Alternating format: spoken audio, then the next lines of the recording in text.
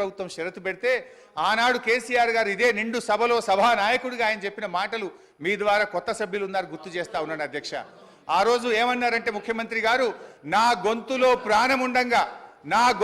ప్రాణముండంగా రైతుల బోరు బావుల దగ్గర మీటర్లు పెట్టమని చెప్పింది మా నాయకుడు కేసీఆర్ గారు అధ్యక్ష. నిజంగా ఒకవేళ 0.5% FRBM మేము తీసుకున్నామంటే మాకు మరో 35,000 కోట్లు ఈ రాష్ట్రానికి వచ్చేటి అధ్యక్ష. ఈ విషయాన్ని స్వయంగా నిర్మలా సీతారామన్ గారు ఢిల్లీకి వచ్చినప్పుడు చెప్పింది కదా.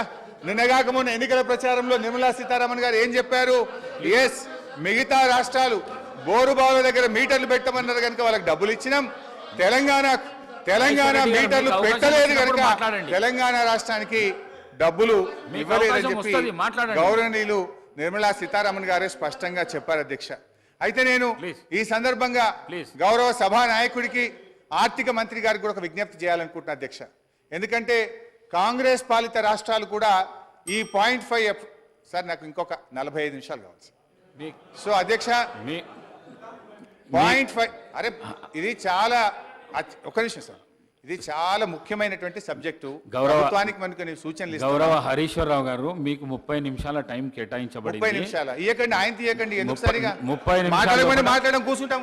30 నిమిషాల లోపల మీరు మాట్లాడద్దు అంటే కూర్చుంటాం సార్. మరి వాళ్ళని మాట్లాడుకోండి, బయట పోయి మాట్లాడుకుంటాం.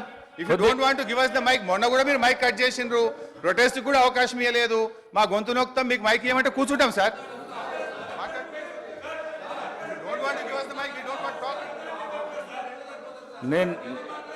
నా మాట కొద్దిగా వినండి. 30 నిమిషాల టైం కేటాయించబడింది, 45 నిమిషాలు అయింది.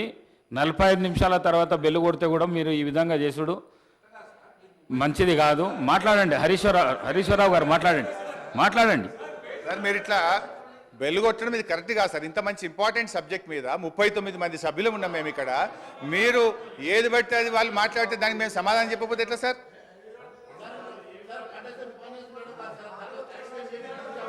సో అధ్యక్ష, మేము